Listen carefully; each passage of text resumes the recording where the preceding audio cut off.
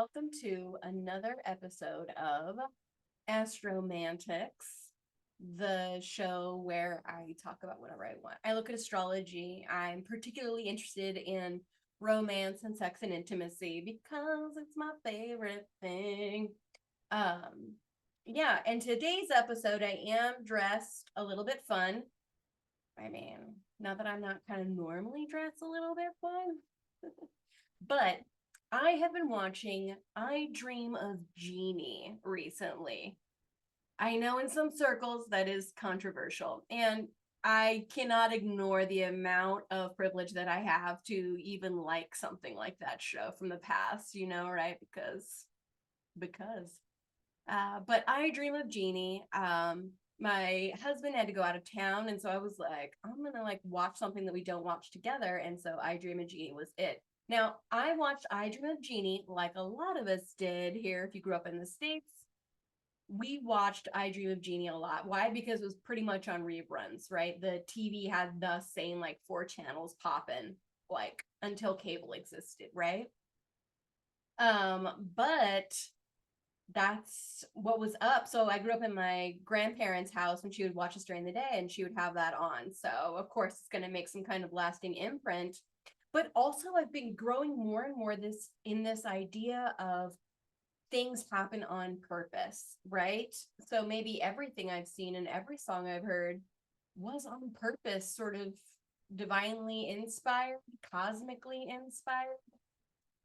Either way, I watched a bunch of I Dream of Jeannie. I watched Bewitched, and I watched, well, I can't think of any other popular shows, but those two were like my favorites because they had like magic in them, right?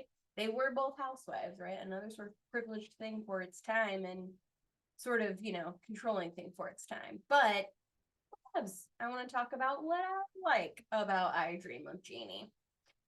So if you don't know what I'm talking about, let's show you what I'm talking about. Let's show you some I Dream of Jeannie. So I found it on YouTube and I don't have any sound playing on them because I just kind of wanted you to look at it. But this is Barbra Eaden, the woman who just went bum, bum, bum, and that's what she does to like bring things into being. Now she is a person out of space and time. She does not belong in Major Nelson. That's the guy here, right?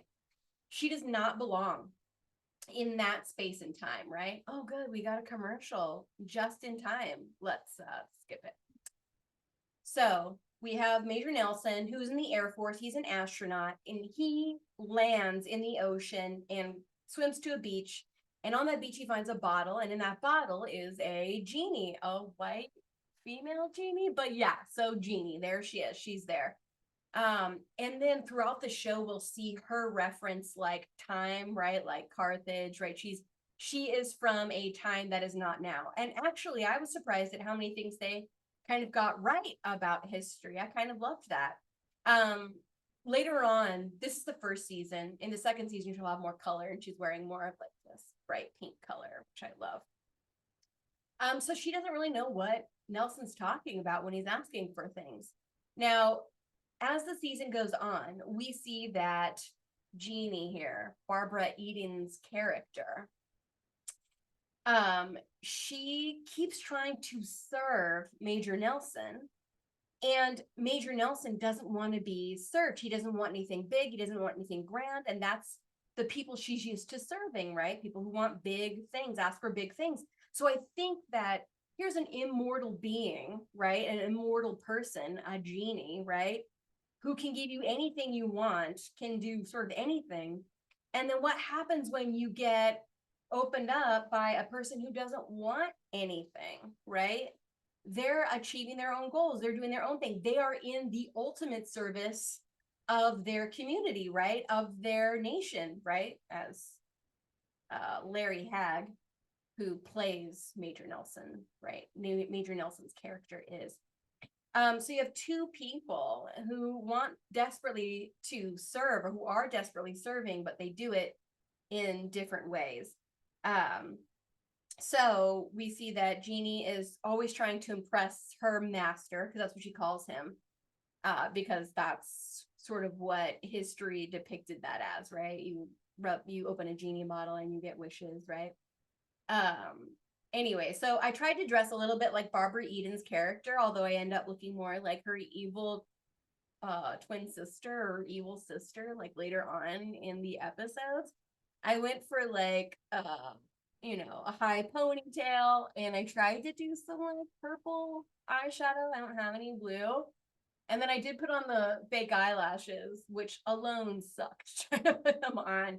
Now I noticed their makeup's a little bit different. She has more rouge up in here, but whatevs. I went for the vibe, right, of a Jeannie vibe. And I love dressing up as characters. Now, if you think of I Dream of Jeannie, and you think of like Jeannie and Nelson, and if you think of them in sort of like a sub-dom thing, right? Like if that was the role play, that could be dope as fuck, right? Like that could be, that's fun to play with, because there is that, right? So this is why I like sexuality, is you are talking about power plays, right? And when it is something that has like respect around it, boundaries around it, trust, massive trust around it, and you feel like you can't do anything to offend or anything wrong because that's how it works, people, that your person knows you, then it's really fun to play with those things, right? Like, how hard can you serve? How hard can you say yes? Anyway, those are my thoughts. Those are really fun to think about for me. And if they're fun to think about for you, then you might like this. So I thought we could look at Barbra Eaden's chart and Larry Hagg's chart. And we have a AA rating chart for both, which is all right. So I'm gonna share my screen. Yes, I'm gonna minimize that. But yeah, I gotta share my screen here. There we go. Boom. All right. Sometimes it just takes me a hot minute to find the one that I want, even though I have them like set up. So Barbra Eaden's character. Now, of course, they're playing a character. It's not their actual self, but I have definitely seen, and as I've done celebrities charts, they kind of can't help but be themselves in some way, shape, or form, right? They're giving us something. I also notice that the shows that I like to watch, usually I have something in common in my chart and in the person's chart, right? Or the character's chart. And I think that that is fascinating. I kind of love that. So here we're looking at Barbra Eaden's chart. And we have a Sun, Venus, and Jupiter in the sign of Leo. Now, what I know about Venus Leos is that they are very, very generous. And it is a part of Barbra Eaden's chart to be very, very generous. It is a part of her values. It is a part of her ethics. Jupiter in Leo gives the more, the better, right? More gifts, more generosity, right? And the sun is here. The sun is at home in the sign of Leo, in domicile, if you will, at his home here in her chart. So really, she believes in giving, right? Now I notice that that sun is at that 29th degree, right? Anaritic degree. This means that in this life, Barbra Eaden has been a actor on a stage, has had Leo in past lives, right? And so now she's got the ultimate wisdom sort of being a Leo. And when I watch her face and I watch her act, like I totally believe she's that person. She was pretty actually incredible. I really liked her. It really appeared to me this time like, oh my God, so many things I didn't appreciate about her character and her acting when I was a child. And now I'm like, oh, okay, I see you, Barbara. So we have an urgency here. Now, I know that in my personal chart, I have a North Node, a karmic point on my chart that is exactly conjunct her sun. So I have a 29-degree North Node in the sign of Leo. And mine is in the 5th house of romance, right? So she is shedding light on something about my karma, and specifically my karma as it has to do with children, creativity, romance, being on a stage. Kind of why it's easy for me to dress up, maybe. I don't know. But watching her, I can't help but feel like, oh shit, I'm supposed to learn something from watching her character, right? And the thing that I've learned thus far is she wants to serve so bad and be of use so bad that it makes her kind of clingy and needy, right? Like that's the thing. She needs Nelson to see her, right? Here's this immortal being who can please anybody that she wants. And then here's the one master that she cannot please, who does not need her, but does need her, right? He kind of doesn't know what joy and happiness is without her, right? So there is something about it that I am supposed to learn from, to learn more about romance and maybe being too clingy, right? So I thought that was like really interesting for me as a reflection to sort of see and learn. I liked it. Because I like the call out. I like the call out of astrology, you know? All right. So we have this person who is very generous, very giving, a lot of resources, right? This is a person who would, have a lot of resources, but except for that, that is the character she's playing, because the real Barbra Eaden, I can't help but notice this moon in Capricorn with this Saturn in Capricorn. So Saturn is in domicile here. This means that this person works and grinds. This person grinds for seventh house others, right? This person climbs hills for others. And this person has Saturn. So this person knows how to climb a hill for others, knows what to do, right?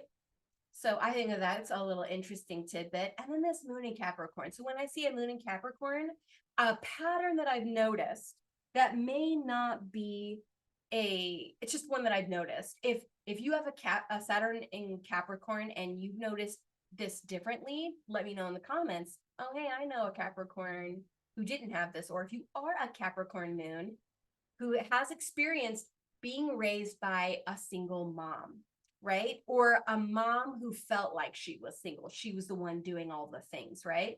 Because I've noticed that moon in Capricorn, that is, mom had to be structured. Mom had to be grinding, had to be working, right? Mom wasn't able to soothe or nurture in the way that the native maybe saw other moms doing, or the way they wished they would have been soothed.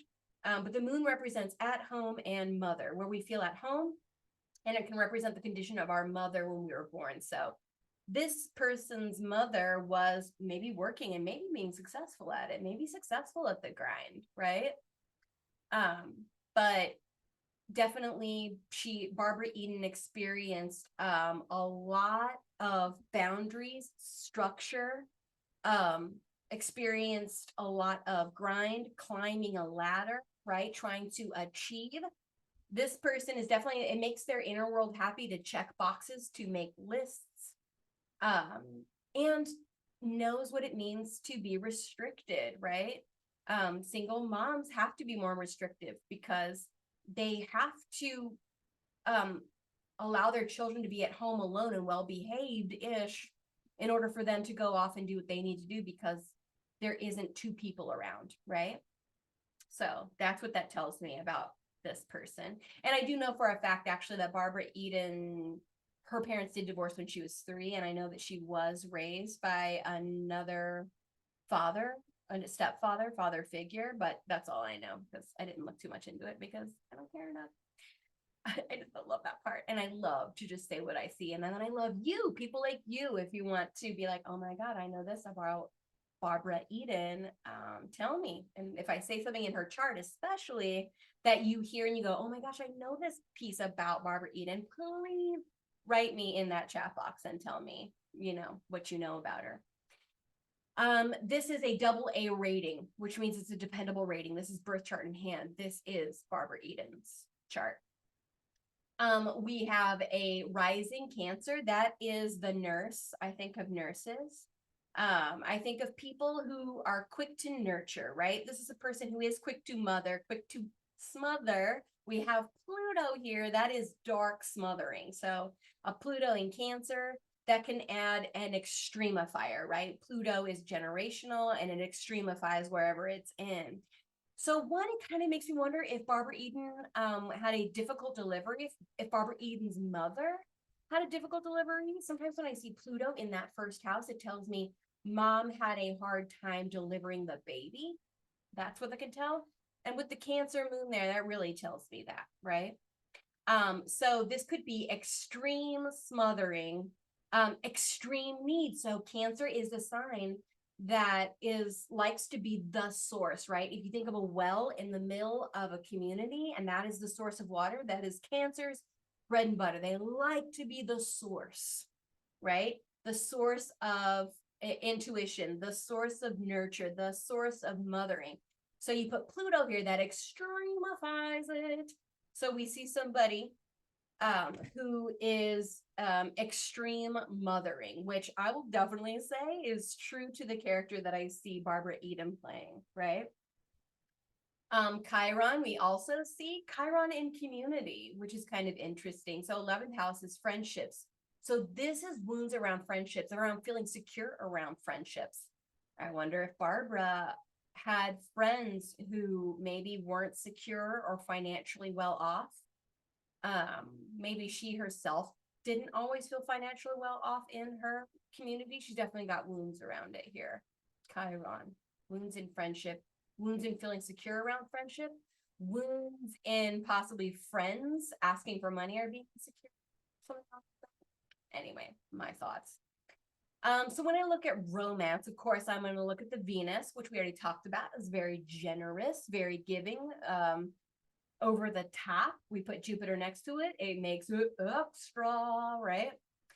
We have a Mercury, Neptune in Virgo, right? So Mercury is exalted in the sign of Virgo. And now hers is retrograde here. That means that she will need reflection before it comes out of her mouth, right? There's a reflective quality that needs to happen before it comes out into the world. This is usually the sign of writers, right? In the third house, did she? Mercury in Virgo. So this is an excellent communicator, right? This is a traveler. Neptune here puts a Piscean vibe on it, right? So when I think of Neptune, I do think of like Hollywood. I do think of glamour. I do think of boundaryless, floating. It makes a person sort of charismatic. So this would give like dreamy speech, charismatic writing, right? Dreamy writing. Yeah, and Neptune is blurs the lines, right? Saturn. Oh, and there's a trine 17. Oh, so we have a Neptune trine Saturn, which means that she can make her dreaminess, her boundarylessness work with her structure. So that's cool. That means so Neptune, when it's next to Saturn, can make it hard for a person to grind in traditional ways, right? So this is separate enough to where the grind in a non-traditional way worked for her. So we see this. So the way that she communicates and the way that she logics is in service. Virgo must be of service, must prescribe, must see the details of, right? And then Neptune makes that blurred lines of, right? It also gives me that Jeannie vibe kind of a thing, right? That sort of out of time, out of place, a very smart, able to communicate well person next to a Neptune, right? Which makes things like that blurred, if you will. Anyway, so I see a Jeannie up in here, right? And then I see a Mars up here, and that Mars is ruled by that Libra, or Mars is in the sign of Libra, and then the ruler of Libra is in the sign of Leo, Venus. So we're going to put that extra generosity, and we're going to put it with a Mars in detriment. So this is, I don't know how to serve you, right? Or my ambitions are for my other, right? I almost don't know my own ambitions. Sometimes comes with Mars and Libra. Also, going after their own desires is challenging with Mars and Libra, right? Because Mars and Libra is a sign of other. Libra doesn't tend to say what it wants. It's notorious for being indecisive. Put a Mars, a decisive planet, in a Libra placement, a non-decisive placement, right? And you have my desires are misplaced a little bit at times, right? My desires are for what others want, not, and then they get dissatisfied when it's not matching up with what they want. And so Libra, I'll notice, goes, I don't want this, I don't want this, I don't want this. They'll say a list of things that they don't want or that do displease them. And then the other person they're with kind of has to figure out, okay, then what do you want to do? And it's not I don't want to talk about this as a fault, because you can put a Mars and Libra with somebody else who is more decisive, right? Maybe in a trine, maybe like a Mars in Aquarius or a Mars in Gemini, and it can help that Mars and Libra be a little more decisive. Anyway, so she's very generous with her other, and she doesn't know when to quit. Her desires are for her other, right? And so we see that in her character, right? Mars and Libra also tends to be married more than once in their life. Depends upon the aspects of the native's chart, but that is something that I've seen very much in common with Mars and Libra. Mars likes to sever. Libra is relationships. So Mars and Libra might have repeated severed in relationships, and she might have that with her home, right? Mars and Libra in that home, severed home. Well, I mean, you know that she did move around when she was younger, I think, right? Tell me if you know. All right. So that is Barbra Eaden's character. Oh, her MC. So this is the other thing. When I first saw Jeannie, I thought she's got to be Pisces. Now, what they're not showing here, but is in her Placidus chart, is she has a lot of fortune in the sign of Pisces. Now, the lot of fortune is a math equation to show what we have a bingo spot for, right? A freebie spot, something we're naturally good at in a chart. And it has to do, it's an equation that is the sun, I think it's the sun plus the moon minus the rising, right? Or it's something like that. I have looked into it. It's not top of mind right now, but it's a sun, moon, rising equation. So it's a person's big three kind of summed up, if you will, in that lot of fortune. So the sum of her parts is Pisces, right?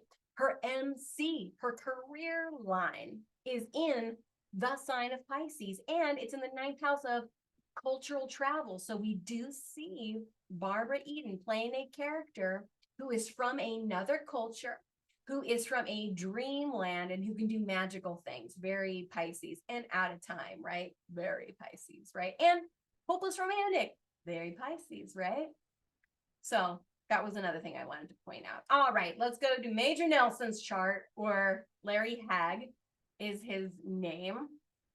All right, so his is kind of the opposite, right? So what she had subterranean, he has above the horizon, right? Now, I didn't know this before, but I think Larry Hag is actually a month younger than Barbra Eaden. Barbra Eaden is actually older than he is in the show, but he definitely looks older than her in that show. All right, so Larry Hag, what do we see? My first thought when I was watching the show was I thought he's got to have Virgo Scorpio up in there. You know why? Because he gets kind of embarrassed when his co-workers, who he's trying to impress, if they see Jeannie or know about Jeannie, he gets embarrassed because he thinks that they're going to think of him as crazy, right? And what I know about Sun, Virgo in the 8th house, that makes sort of a Scorpio Pluto person. Scorpio wants to hide vulnerability, right? So what can be more vulnerable than a woman to a man, right? So they want to hide that action. Fun note, my husband has an 8th house Sun, not Mercury and not Neptune, but he has the 8th house Sun Scorpio. So I know that when we first got together, I am a very sort of free-spirited, openish person, and my husband is very not. You keep that hidden. So now that we've been married for 21 years, now he's like, oh, whatever. Now I can talk about anything I want because he's no longer embarrassed. He's been used to me. So, and that's ultimately what happens with Jeannie and Nelson. They do get married and the episodes end. So when I saw him, he reminded me a little bit of my husband, like a little bit, where I was like, oh, okay, I see some Virgo there. I see some embarrassment around sexual, vulnerable attraction things here. Okay, I see that going on. So we also see a Mercury Neptune here, right, in his 8th house, which puts that Scorpio overlay. So this person is not going to actually talk about their dreams and their fantasies unless they feel comfortable. Now, what's a good way to feel comfortable is then if you're playing a character, somebody who's not yourself, right? Somebody that other people will accept. Because we have that Jupiter here in Leo. Another thing my husband has, right? A Jupiter in Leo in the 7th. So that's a loud laughter. That's what I noticed. It means jovial though. And it means kind of charismatic, right? A little bit. So we have a person who is playing someone who is hiding somebody who he's merged with at his home, right? Because Jeannie, all of a sudden, he takes her home with her, or she follows him home, right? And now she's just around and he can't get rid of her because how do you get rid of a magical being? You don't, right? And he kind of likes having her around, but he is ambitious. And so Jeannie is not going to help him achieve his sort of secret desire of being somebody who is important in his community's eyes, if you will. Mars and Scorpio also sort of waits till the right moment and then strikes, right? So Mars and Scorpio is the natural ambitious, right? Mars is in domicile here, where we saw in Barbara's chart that Mars was in detriment in Libra, right? So this would make her indecisive, and this would make him very decisive. It would also make him very ambitious, and would also make him another kind of climber here, right? It makes him a person who cares about statistics, right? In some way, because Scorpio definitely cares about statistics. And here, too, the 8th house Virgo likes detailed statistics. Ooh, and kind of grinds on whatever it is that he's working on, right? Virgo must be of service, right? That's the other thing we've got going on here.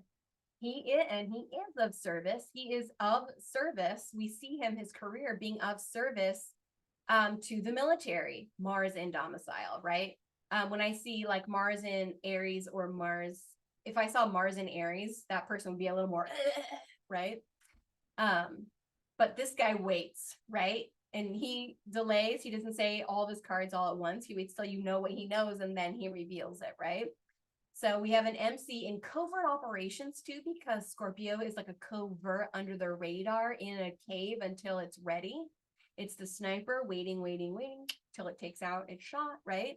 And so we see him playing sort of this career, right?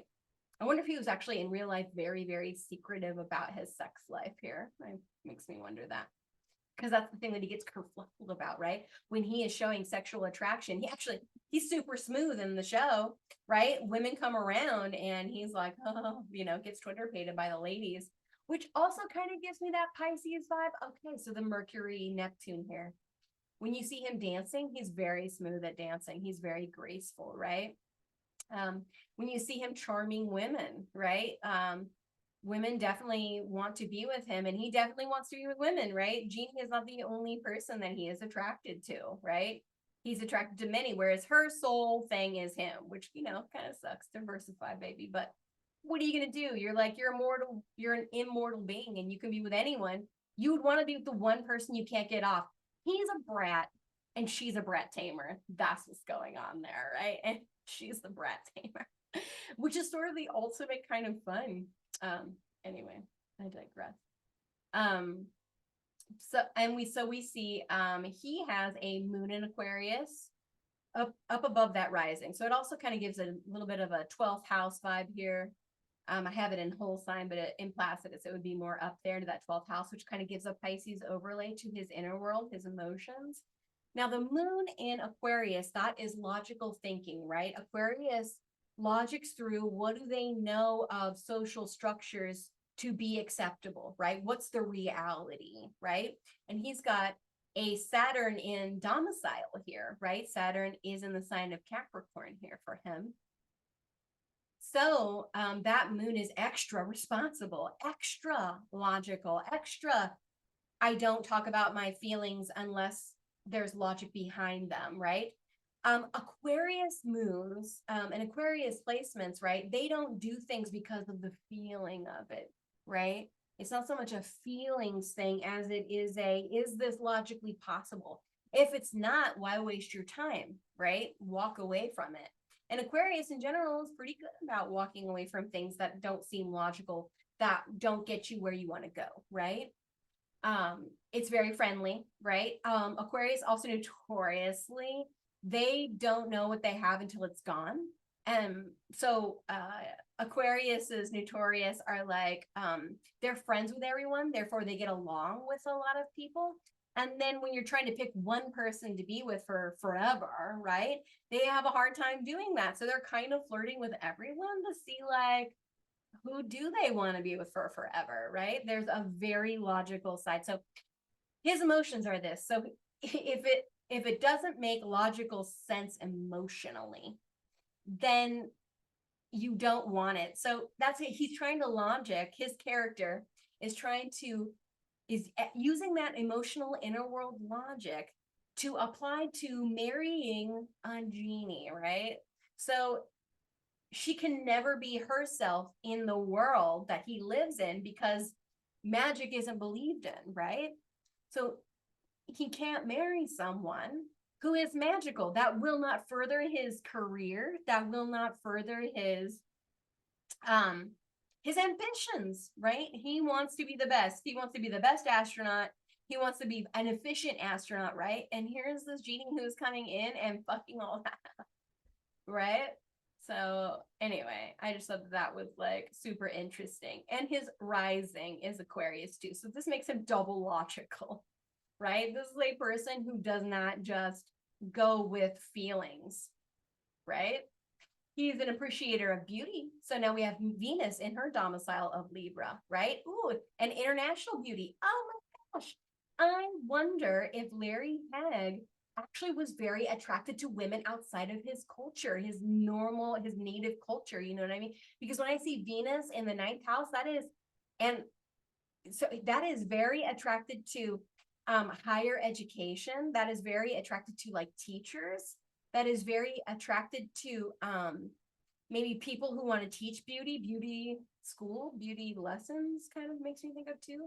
But when I think of ninth house, that is cross-cultural travel. That is traveling abroad. So attracted to someone who is from outside of his culture, which is kind of fun. And he really is, you know, his character is attracted to her.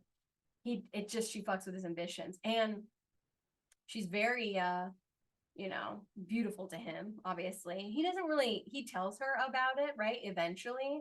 But, you know, he just kind of constantly has to be elusive because he likes her, but her presence doesn't further he can't be open about it, right? Because he's going to be embarrassed in some way by it, right? That's kind of part of what's going on here, too.